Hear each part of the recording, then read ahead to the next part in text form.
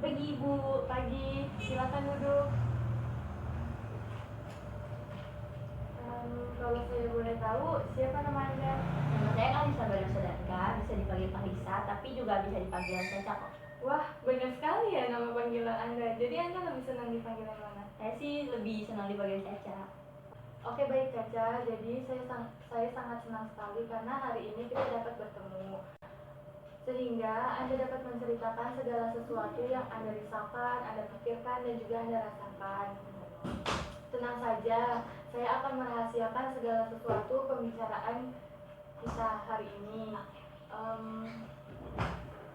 Anda tidak usah takut karena saya tidak akan berbicara dan tidak akan bercerita dengan siapapun kecuali dibutuhkan dalam proses pengambilan solusi. Maka dan tentunya itu atas seizin Anda. Iya Bu, saya paham. Lalu apa yang Anda rasakan saat ini? Jadi gini Bu, akhir-akhir ini saya tuh sering bengong, kalau malam-malam juga sulit tidur gitu. Sejak kapan hal itu bisa terjadi? Udah 2 minggu akhir ini. Oh, lalu mengapa hal itu bisa terjadi? Iya Bu, saya sekarang lagi bingung banget nih. Kenapa? Jadi saya tuh kan udah kelas 3 SMA nih ya Bu ya. Saya tuh bingung antara melanjutkan ke perguruan tinggi atau langsung kerja. Tapi ibu saya tuh maunya saya tuh ke perguruan tinggi gitu. Habis itu faktor ekonominya tuh nggak cukup karena tuh saya juga punya adik-adik yang butuh dana banyak.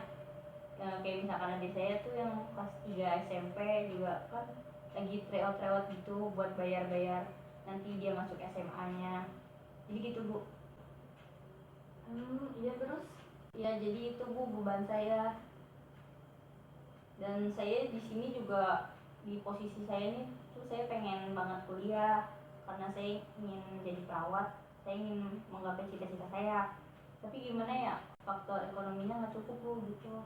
Anda bisa kok untuk melanjutkan ke perguruan tinggi. Pemikiran Anda sangat bagus sekali. Dari cerita yang Anda sampaikan tadi, Anda memiliki adik yang masih sekolah dan membutuhkan biaya yang banyak. Biarlah orang tua Anda membantu adik Anda untuk biaya sekolah. Jika Anda tidak ingin membebankan orang tua, Anda harus belajar lebih giat lagi supaya Anda mendapatkan keringanan untuk biaya di perguruan tinggi atau Anda bisa mencari beasiswa. Tapi jika faktor ekonomi keluarga Anda belum mencukupi juga, Anda bisa setelah lulus sekolah, Anda bisa mencari kerja terlebih dahulu dan mengumpulkan biaya untuk melanjutkan ke perguruan tinggi. Anda tidak usah takut karena zaman sekarang sudah banyak universitas yang membuka kelas untuk karyawan. Yang terpenting itu Anda bisa manage waktu antara kuliah dengan kerja. Nah, itu semua adalah langkah-langkah yang Anda dapat lakukan setelah ini. Saya perjelas lagi bahwa suatu masalah itu tidak akan terselesaikan jika tidak ada dorongan dalam diri Anda sendiri. Maka dari itu, Anda sendiri harus mempunyai konsistensi yang harus Anda tanamkan pada diri Anda supaya Anda bisa menggapai semua cita-cita. Anda juga harus tetap optimis dan belajar semaksimal mungkin supaya nanti perjuangan yang Anda kerjakan itu tidak sia-sia nantinya. Dan ketika Anda sudah memasuki ke perguruan tinggi, Anda harus komitmen dalam hal belajar karena perjuangan yang Anda lakukan ini sudah sangat panjang dan supaya tidak berhenti di tengah jalan juga.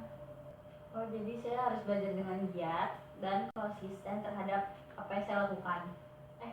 Iya benar Caca, Anda harus konsisten dan juga giat dalam hal belajar. Ini ada penilaian hasil layanan bimbingan. Ini ada penilaian pertama, kedua, dan juga ketiga. Penilaian pertama ini adalah penilaian segera yang Anda dapat isi hari ini juga. Penilaian yang kedua adalah penilaian jangka pendek. Ini dapat Anda isi seminggu setelah pertemuan sekarang. Dan penilaian yang ketiga ada penilaian jangka panjang. Ini dapat Anda isi 2 minggu setelah pertemuan ini.